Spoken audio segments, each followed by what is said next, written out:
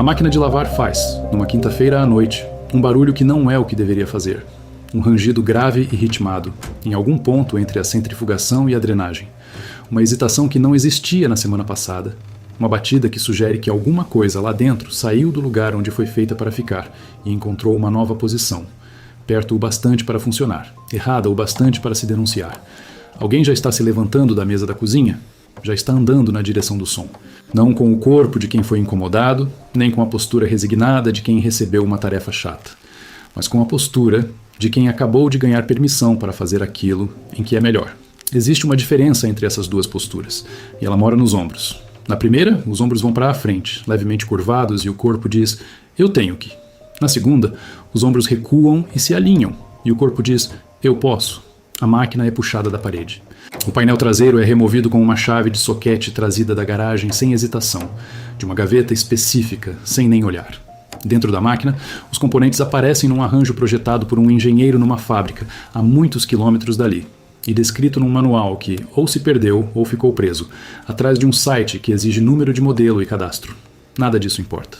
O arranjo está sendo lido em tempo real, como um músico lê uma partitura em tonalidade desconhecida, mas reconhece os intervalos porque intervalos são universais. O problema será localizado em menos de 5 minutos. O concerto vai levar 3 horas. Uma máquina nova levaria 3 minutos para ser encomendada e chegaria até terça-feira. A conta é irrelevante. Nunca foi relevante. Há outra coisa guiando as mãos para o fundo da máquina. E ela não trabalha com números.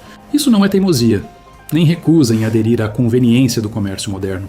Nem um traço de personalidade que se rotula como jeito para consertar e se descarta.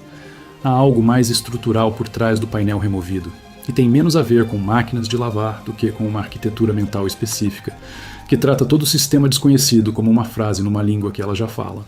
A psicologia chama isso de locus de controle interno, a crença internalizada de que os resultados são determinados por esforço e compreensão, e não por sorte, circunstância ou pela intervenção de alguém com credencial.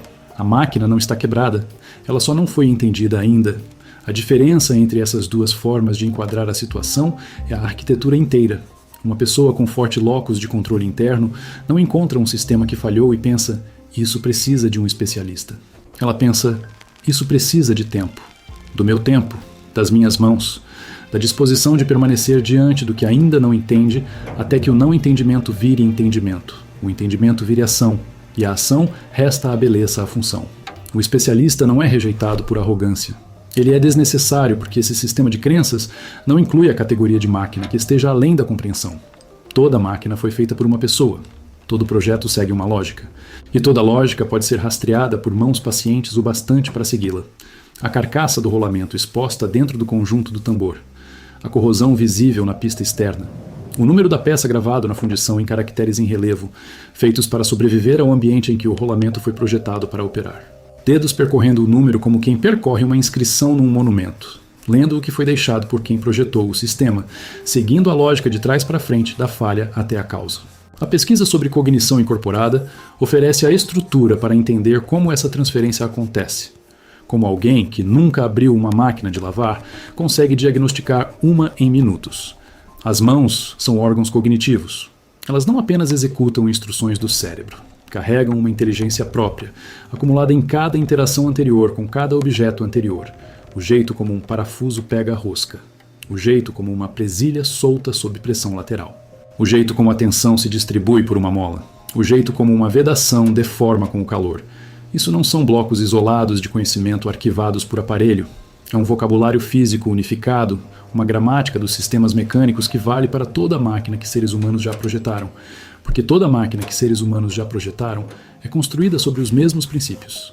Alavancas, rolamentos, vedações, fixadores, engrenagens. A pessoa que consegue consertar qualquer coisa não decorou o manual de serviço de cada aparelho da casa. É alguém cujas mãos falam uma língua mais antiga do que qualquer máquina isolada e mais universal do que qualquer marca, e essa língua se traduz no contato.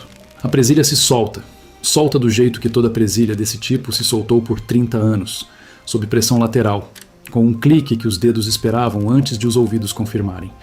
As mãos sabiam antes de os olhos verificarem. O conhecimento não está guardado na memória. Está guardado. Acertar o acabamento é a parte mais difícil de qualquer projeto. Se você já teve problemas com bolhas, marcas de pincel ou uma demão que não secava, preparamos um guia com tudo que a lata não te conta. Escaneie o código na tela ou veja o primeiro comentário. Na pele.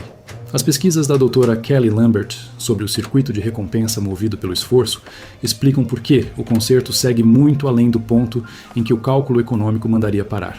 A via neural que liga o movimento das mãos à produção de serotonina e dopamina não dispara sempre com a mesma intensidade. Ela responde à resistência. Um problema que cede de imediato. Um fio solto religado, um disjuntor rearmado, gera um pulso breve e raso. Um problema que resiste, que exige desmontar um sistema desconhecido, identificar a peça com defeito, achar a reposição, montar tudo de novo, testar e chegar ao momento em que a máquina volta a funcionar e o som fica certo outra vez.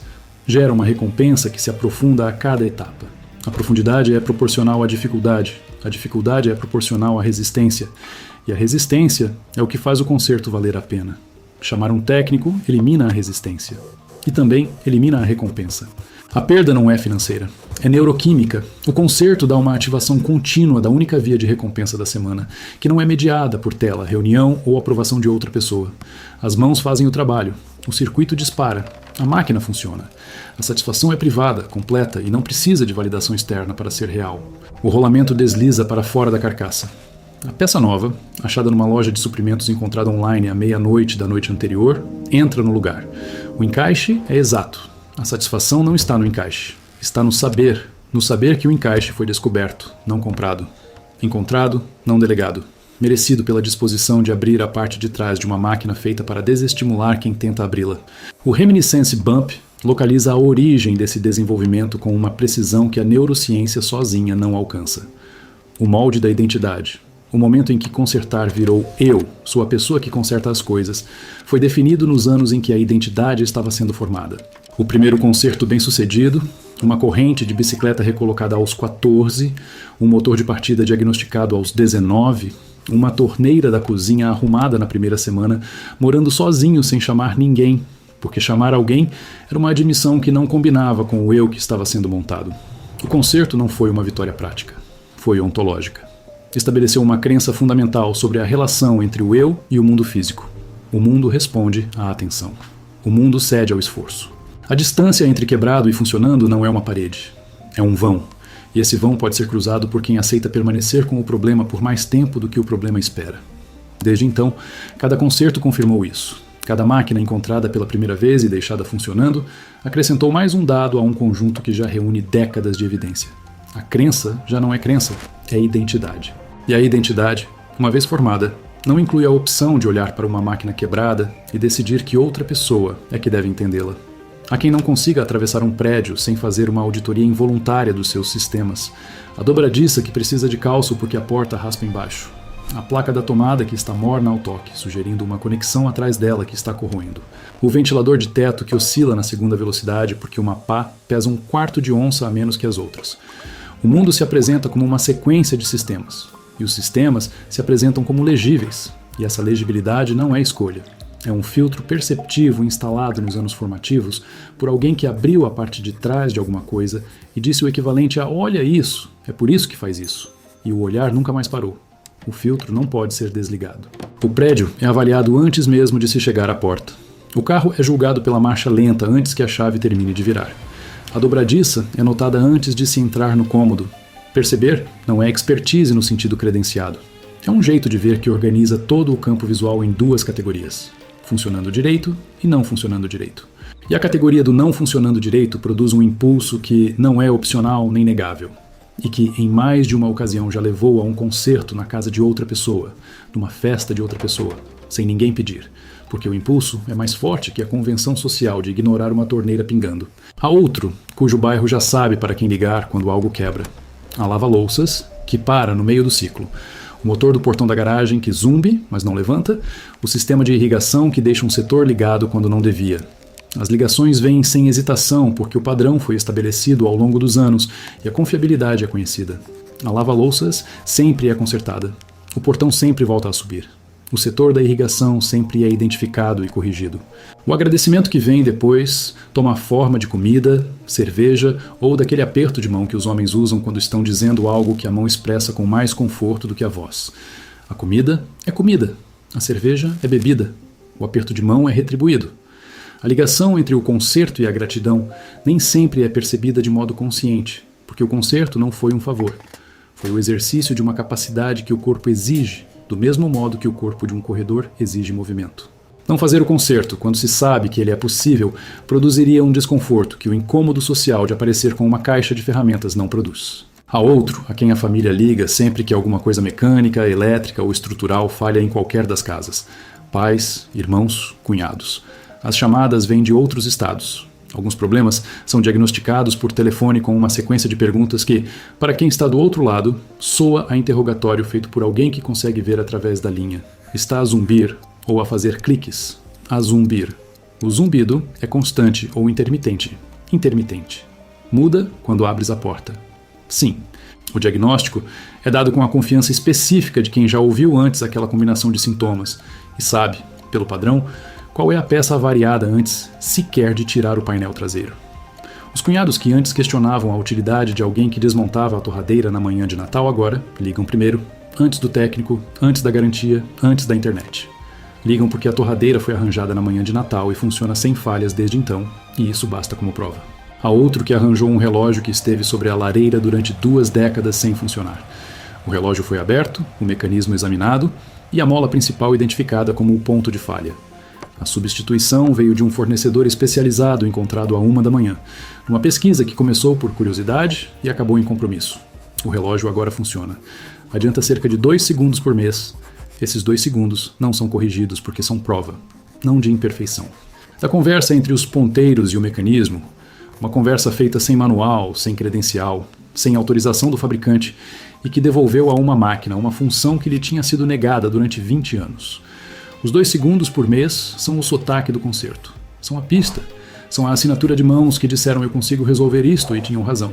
Há outro que desmontou o motor de um corta-relva numa mesa dobrável na entrada de casa porque a máquina não pegava e a oficina pediu mais do que custava um corta-relva novo. O motor foi desmontado ao longo de 2 noites. O carburador foi limpo com um arame e uma lata de produto de limpeza. A junta foi substituída por outra cortada de uma folha de material de juntas com tesoura e um lápis bem afiado. O motor foi montado de novo. Pegou a segunda puxada. O corta-relva funciona há 4 anos desde então. A mesa dobrável tem manchas de óleo que nunca foram limpas porque não são manchas. São o registro de uma noite em que uma máquina condenada ao aterro foi perdoada por alguém que não aceitou a sentença. O que a maioria das pessoas vê quando observa alguém capaz de arranjar qualquer coisa com as mãos é uma qualidade útil, um talento prático. Alguém que poupa dinheiro em assistência técnica e é bom ter como vizinho.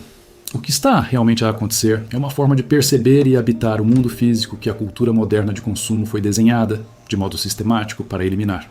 O locus de controle interno diz-nos que essa pessoa construiu a própria identidade sobre a crença de que o mundo cede à atenção e de que nenhum sistema está para lá da compreensão. A investigação sobre cognição incorporada diz-nos que as mãos carregam um vocabulário mecânico universal que transita por todos os sistemas que encontram, porque esse vocabulário é mais antigo do que qualquer máquina isolada e é feito de princípios, não de produtos. O circuito de recompensa, guiado pelo esforço, diz-nos que a reparação produz uma profundidade e uma duração de satisfação neuroquímica, que nenhum ato de comprar ou delegar consegue replicar. O pico de reminiscência diz-nos que essa identidade se formou cedo e foi confirmada por décadas de provas de que a crença está certa. A pessoa que arranja coisas não é apenas habilidosa. É alguém para quem o mundo físico é legível de uma forma que o mundo abstrato muitas vezes não é. E cada máquina avariada é uma frase que consegue ler numa semana que, de resto, está escrita numa língua que nunca lhe ensinaram por completo. Arranjar não é um passatempo. É o exercício da competência mais profunda que possui. E o mundo que tenta tornar o conserto desnecessário é um mundo que lhe pede para abandonar a parte de si em que mais confia. Se alguma vez ouviste um som em tua casa que não era o som certo e sentiste subir-te algo no peito que não era medo, mas o seu oposto, uma prontidão, uma eletricidade silenciosa, a sensação muito particular de ser chamado para a única coisa que sabes com certeza que consegues fazer, a pergunta não é de onde veio essa certeza. A pergunta é o que acontece a uma pessoa quando as máquinas deixam de avariar, quando os vizinhos deixam de ligar. Quando a casa funciona em silêncio, suave, e já não sobra nada que exija a inteligência específica que só as tuas mãos possuem, e se o silêncio que vem depois é descanso, ou algo mais próximo do exílio do único país onde alguma vez tiveste cidadania.